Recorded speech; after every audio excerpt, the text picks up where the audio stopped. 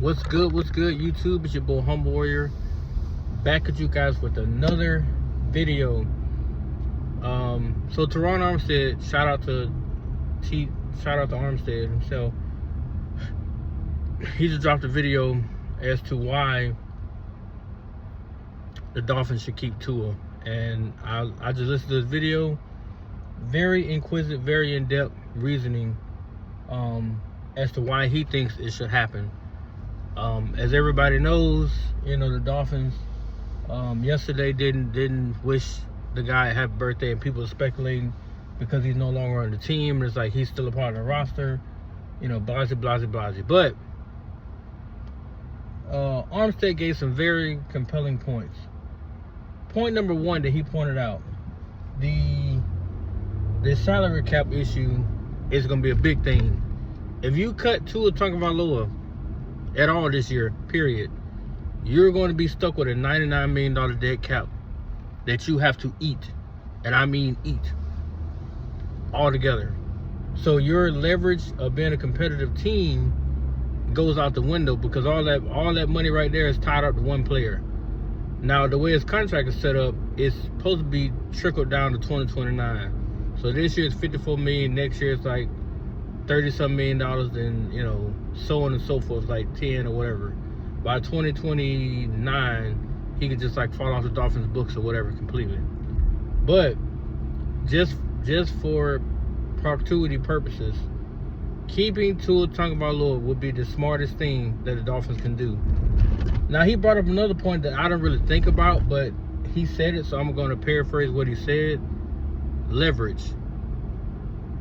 We all know in football, things happen. Players get injured. AKA Daniel Jones, Bo Nix, Patrick Mahomes, guys like that. And teams are stuck with whoever their backup is, coming in and doing, carrying the load of the team or whatever.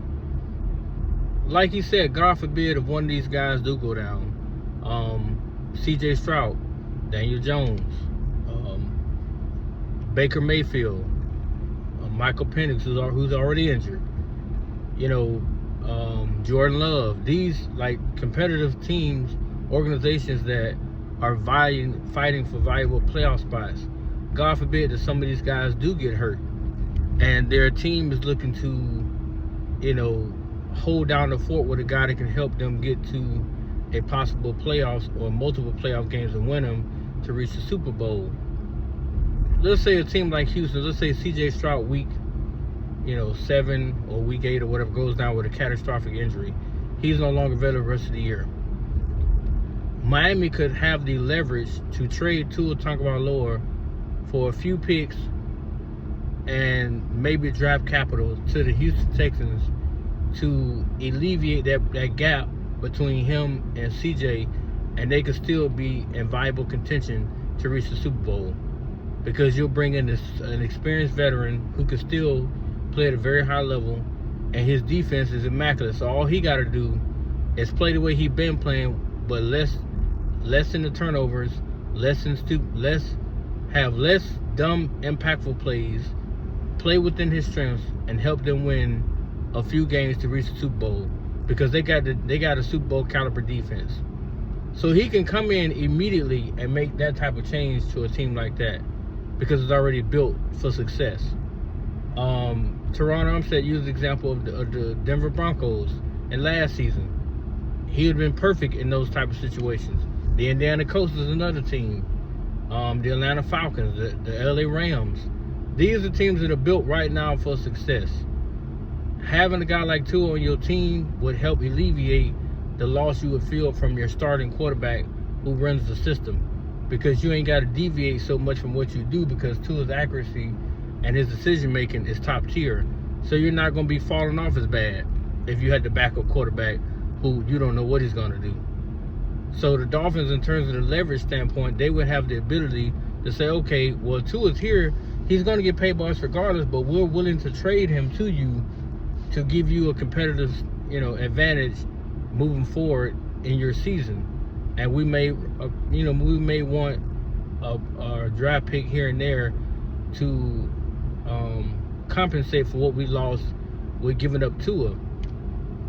assuming he's not playing on the team, like he's not actively playing as their starter.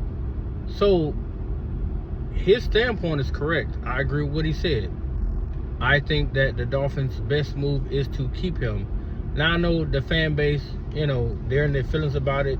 A lot of people want him gone. They're talking about he sucked. And people bring up the 3 games when he got benched. Tua was pissed about being benched, but he still kept his level of professionalism at a high level. He could have easily said, fuck it, I'm not going to help this rookie. He got to figure out on his own. McDaniel and him, y'all have at it. I'm going to find me a suitor somewhere where I can go and showcase my talents. Not one time did he let Quinn Ewers crumble. He was in meetings, he was in practice, walkthrough sessions. He stayed true to his word and helped that rookie get as prepared as possible for every upcoming opponent those 3 weeks that we have remaining. He stayed true to his word no matter how the coaching staff treated him, aka Mike McDaniel. He stayed true to his word. Of course, any starter in the league that gets benched the last 3 games of the season, of course they're going to be in their feelings because they feel like, hey, we still can compete even though we don't have a playoff spot to fight for, but I still can go out here and at least help us win, 3 games to close out the season, and we'll at least have a decent record versus 8-9 the way we ended the season. We'd have went 11-8 10-8. 10-8. We'd have finished season 10-8. So we would have been competitive. It just, hey, the ball don't always roll the way you want it to roll, and he got benched. But in no form or fashion was he a cancer to the locker room where he was causing problems. No, that's not who he is. But let's not get sidetracked off of that. I think that the Dolphins will be doing themselves a disservice to let him go, because Malik Willis' asking price is still high, and people are really high on him. I'm trying to figure out what exactly is he going to do that's going to bring so much excitement to the team, or better to the offense. What exactly can he do that you did not see him do in Tennessee? Because in Green Bay, he was caught up by all that talent. They had everything around him. So what is he going to do in Miami that's going to be so blown away that you're going to say, oh my God, Malik was the missing piece? Even Raheem Mostert came out and said that McDaniel wanted to run basically a no-huddle offense. Not no-huddle, but a fast-paced offense with no O-line and just fast receivers with no other way of attacking the defense. And we all saw that. We all saw it. But it's disgusting, it's devastating, it is atrocious that Tua is taking the blunt of this. And every other day I'm reading that they're close to cutting him. Y'all gotta face the facts. They're not cutting that man right now. That GM he stands a better chance of playing Russian roulette than eating that kind of cap space or eating that kind of dead cap in his first season. That man wants to win. If that means that Tua Tagovailoa is going to be the starter in 2026 and we're going to win games, then so be it. I'm trying to win. I'm not here to sit over here and damn play this pay me later type of game. Well, I'm gonna compete to get in the top 3 to be a lottery pick. That ain't nothing you want to do as a GM or as a head coach. Why would I want to sit out here and every week I'm going out here with a game plan to lose just so I can get in the top 3 to hopefully go get or be in contention to go fight for Arch Manning, who you don't know where he's gonna be. You don't even know. When you got a proven commodity in Tua Tagovailoa that's right there on the team, on the roster, you can properly build that team that right now we all see it ain't much on the roster that's competitive, but you can go out in free agency with the correct cap space and you can get enough players or get some decent, good players around him to where they can compete and go win possibly 10, 11 games and be in the playoffs their first season at the helm. I get the regiment and stuff like that. People want to wipe their hands on certain things, but this is the situation Chris Greer put them in, and I'm almost certain Tua isn't trying to leave Miami. He did say it would be dope to get a fresh start, but he also understands that a lot of teams right now aren't checking for him for a variety of reasons. If he was less injured, if his salary cap wasn't so high, a lot of teams would jump at him. But he did have a bad year last year, so he has to wipe that. He has to get that taste out of other people's mouths. He had a bad year last year, so it ain't something that he could just walk away from or walk into a different situation with teams saying, well, you know, last year he led the league in interceptions. That's not something you're gonna be known for at all. Hopefully this is his last time doing that, but you know, I think this summer, after he gets his little vacation time over with, I think he's gonna go back into the lab and work on his game. I think that he will come into training camp ready to rock and roll and literally destroy the league. Because you gotta think, he's been put through hell, through the media, through his own organization, his own fan base. Everybody is talking about this kid. So why not shut them all up? With the new GM and the new coach, it should not take a rocket science to figure out that your quarterback room will not feature no Pro Bowlers. You got a rookie that played 3 games coming to a sophomore campaign. You got a journeyman quarterback in Malik Willis that if they sign Malik, he'll be a journeyman coming in. And you have a Pro Bowl quarterback from 2023 that led the league in touchdowns, led the league in passing yards, led the league in completion percentage, and led the league in passer rating 3 years in a row. But you want to get rid of him because you say he's not enough to get us over the hump. Well, then my only question to you is, when is the team ever enough? It shouldn't be up to one man, because if that's the case, Josh Allen should have been got to multiple Super Bowls if it's up to one guy. I'm just trying to figure out the dynamic in this, because a lot of this stuff ain't adding up with what people be saying. And I wonder, do people actually hear themselves talk, or they just like to talk? Because based on what the team needs right now, they're in no position to kick Tua to the rocks. If their cap space was like $30 million in cap, $40 million in cap, of course, you can let Tua go. But right now, you're not in a position to say, bye, Tua, we don't need you. We have enough talent on this team to go and compete. They know they don't. That's why they're saying things like, well, everything's on the table. Because they know they let him go, he go shine somewhere else. Then what do we do? Like, and I'm a Dolphin fan. I would hate to see us go into the damn ground in that division that's weak. Because our division is weak. The Patriots aren't that great. They can be beat. The Bills aren't that great anymore. And the Jets are a laughingstock. That division is wide open. Either one of these 3 teams I just named could take over that division. I would love to see Miami do it. I would love to see us do it. But we have to have a GM that's willing to have the means to want to compete right now, not down the road. Because down the road don't guarantee you a job. It really don't. If anything, if you go out there and win 2 games this year, you might be sealing your own damn fate with the owner. He might be looking to get rid of you.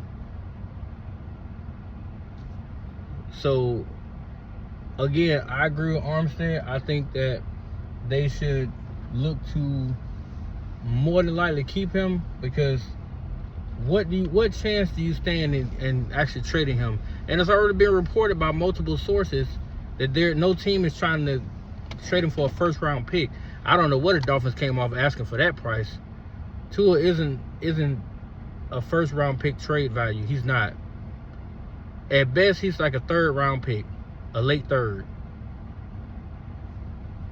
Based on what he did last season and based on his, career, late 3rd is fair. If he actually comes out there and lights it up this year, you could bump it up to early 2nd.